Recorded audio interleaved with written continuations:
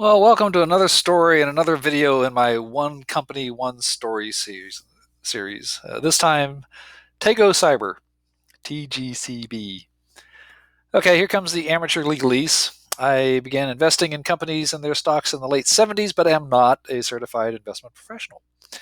My style and history of investing is described in Dream Invest Live. Hey, this time actually, I think I've queued that up. There you go, Dream Invest Live. A book I wrote by request, which came out as the Great Recession, also known as the Second Great Depression, began. And don't underestimate luck. Bad things happen sometimes. My personal finance blog, a blog about my finances, is tribathcreative.net. Again, I am not an investment professional. This is not financial advice. This is what I am doing with my money. So welcome to the story. Tego Cyber, Tego Cyber. I had heard that name before, but I couldn't remember where. And then the other day, a friend mentioned it. We talked about it, and I went to add it to one of my stock watch lists, and it was already there. So cool. Coincidence? Fate? I don't know. But Tego Cyber eventually made it onto one of my lists months, maybe years ago. It's a small company working in a vital yet easily overlooked industry, and it fit many of my criteria. I guess this month's story will be about that company and that stock. So let's see. They say autonomous threat correlation and hunting, and let's see where is that? There we go. Here's their prettier graphics. Autonomous threat correlation and hunting. That's the market. One way to figure out what that means is to browse their website, and I highly recommend you do that. Um, but when it gets down to it, from what I can gather, they help guard against the bad guy stuff, the ransomware, malware, dark web activities, espionage. So those are not the sort of things that the general public invests in because the terms aren't familiar and they don't know what to do about it. But there are very familiar terms within the security industry. I'm familiar because I've been a user of computers since the late 70s and I've watched the threats change around me. I'm also familiar because I owned stock in F5, which also had such protections. They came out from the hardware side, but still, they were adding a service, which was to catch things midstream as they flowed across the internet. And at the beginning, F5 was easily overlooked. It doesn't. It's a hard sell to get somebody to look at something that is talking about cybersecurity. Well, it was overlooked, and then it came in demand. I bought it at about 3, sold it about 44, made a down payment on my home, and wish I'd hung on because at its peak, over $200, I could have bought this house for cash. Just because it's overlooked doesn't mean a stock won't eventually become properly valued or maybe even overvalued. Tego aims, get back up there. Tego aims to find a slice of that market. I'm interested because simply, we're not using computers less. According to Google, the company was founded in 2019, which must have been a tough time to get founded because any young company can have growing pains, and getting to work during the pandemic was chaotic for everyone. Analysts probably know easier targets to research, so makes it easier for these guys to be overlooked. I wonder if they have a mascot that looks like that. And of course, I'm going to point everybody off to the website and whatnot to see what's happening because uh, I'm never going to try and say that I'm the expert on any company.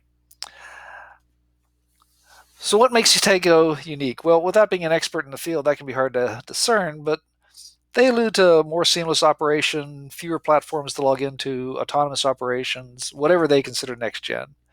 In other words, it sounds like it's more about automation. Here we go.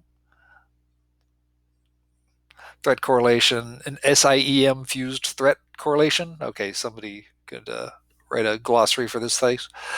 But it's the sort of product that I've seen before where the public isn't going to buy it.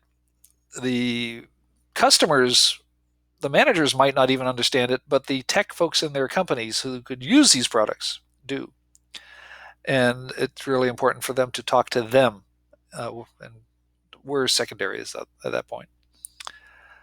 Tego seems to be a risk reward case study. They are young and they're small, so their risk is greater. Let's bring up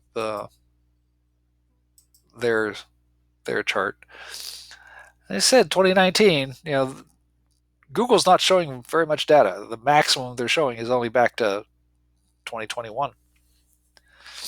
Their market cap is 19 million as of the recording of this, which is on Friday. I think it's August 11th. That's a lot of money to me, but not a lot for a public company. So recent reports suggest big losses because let's just scroll down here and thank you, Google Finance. I mean, all of a sudden, that net income is negative 4.85 million. It kind of stands out, but it's also a small company. And they've also got product releases, and that's why I was pointing out the press releases and whatnot, because they have been busy. They're just not. It's not surprising that they're not grabbing headlines. So this is their beginning, but investors seem to be waiting and watching to see if any customer cares, see who shows up, see how many show up. It may take a while to prove themselves. This industry, though, is measured in billions of dollars, so the reward is potentially great. Even a small slice of that is significant, and that would be significant growth in the stock.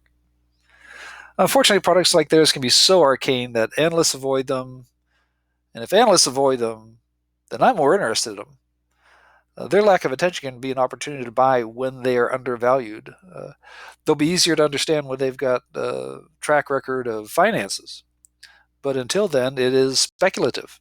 And I've been burned by buying such speculative companies. But like I said, with F5, I bought such companies and it worked pretty well. The other aspect may seem silly, but it's an encouraging sign.